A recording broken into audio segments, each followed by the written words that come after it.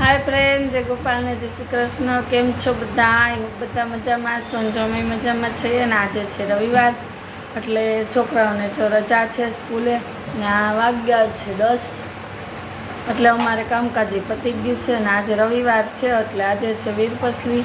તો બસ જો હવે આપણે વીરપસલીની વાર્તા કરવી છે ને આજે અમારા વંશભાઈ જો હજી તૈયાર થયા નથી।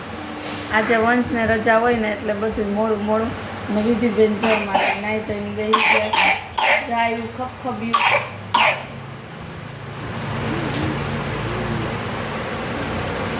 મકાન બહુ ઢીલો પડી ગયો કા બરાબર નથી બેડો હે બરાબર નથી બેડો તો અરે હા તો અને એ ઢીલો પડી ગયો ઢીલો એમ ક્યાં આ ઉધરસ ખાઈ ખાઈને જો ને પડી ગયો ને ઢીલો આમ પડી ગયો એમ પડી ગયો ને ઢીલો પડી ગયો એમ કહું છું। હાલો તો જો આપણે વીરપસલીનું બધું તૈયાર કરી લીધું છે તો હવે આપણે વાર્તા કરી લઈએ અને જસભાઈ જો તૈયાર થાય છે એટલે એ પછી જઈ આવશે મંદિરે। જો અહીંયા આપણે વીરપસલીનું તૈયાર કરી લીધું છે। એમાં પીપળાનું પાન છે અને ચોખા છે ને હોપારી અને રૂપિયો અને દીવો કરવાનો હોય અને આ છે દોરો વીરપસલીનો અને કાશી આ એ સિક્કો છે અને હવે બસ વાર્તા વાંચી અને દીવાને ધૂપ દોરાને ધૂપ દઈ અને આપણે હાથે બાંધી લેવાનો હોય અને એકટાણું કરવાનું આમ હોય। તો સાવ હા એમ કરવાનું ને જો અમારા વંશભાઈ માટે દવા તૈયાર થઈશ।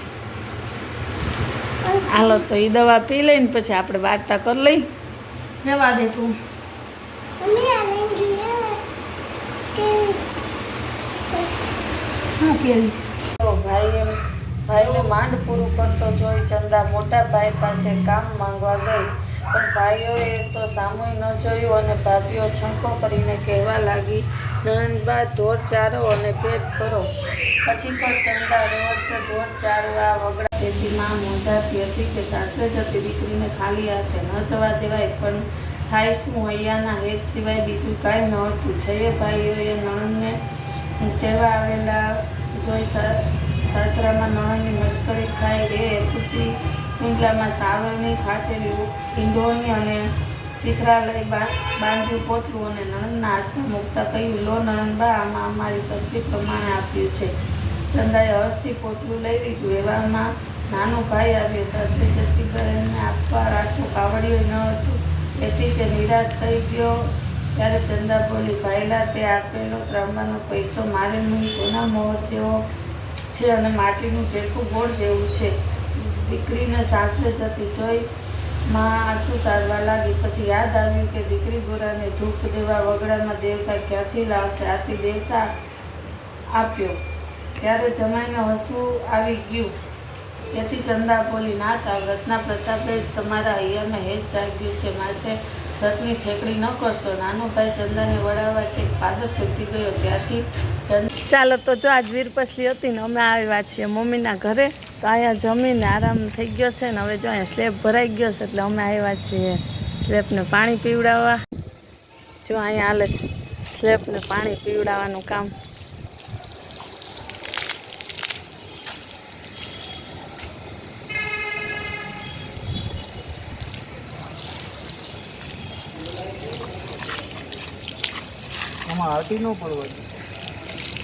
હવે કઈ ન છટકે વાંથી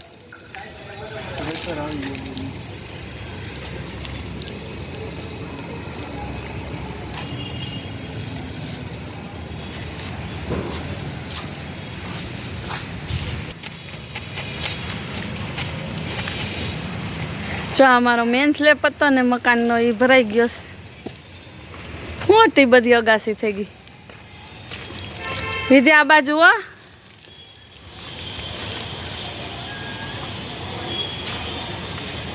ના તડકો બહુ છે ને એટલે બીજી વાર પાણી પાઈશ।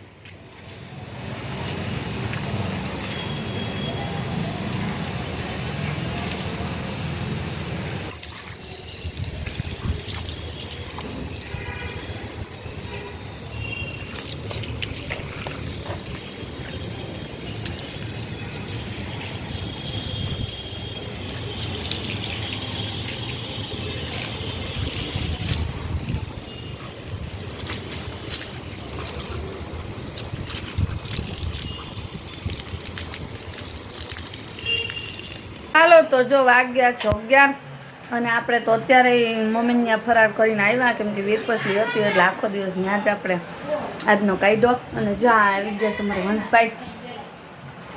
શું કહીશ ઉધરસ તમારી? પૂછું તો આવે છે અમારી.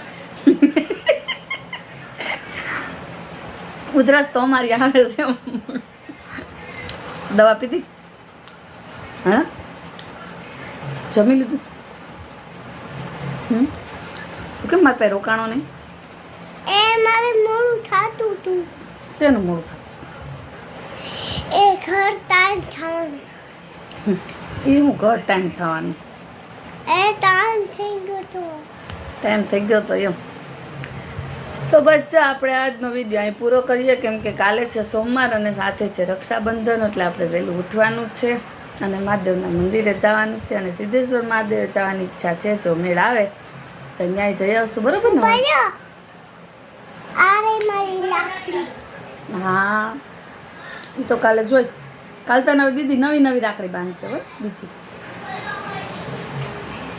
આ બહુ ગંધારી સપલે. એમ ન હોય, ગંધારી ન હોય, રાખડી તો મસ્ત જ હોય. જો જો કેવી સરસ છે. બોર બોર ઠી.